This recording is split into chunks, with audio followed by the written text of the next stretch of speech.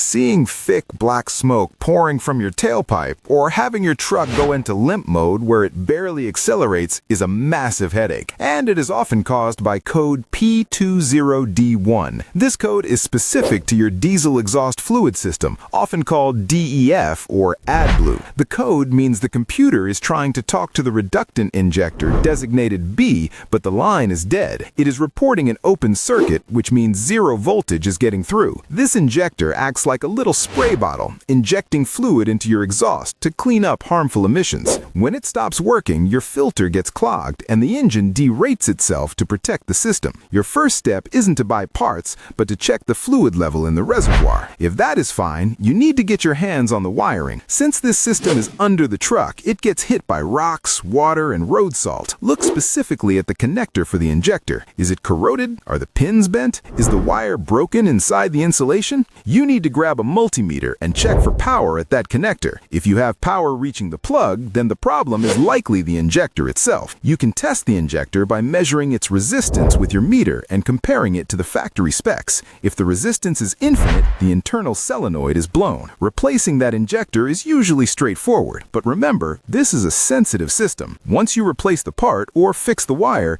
you have to clear the code and might need to perform a drive cycle or use a scanner to force the system to run a self-test. Getting this fixed quickly is key to saving your diesel particulate filter from getting ruined by soot buildup.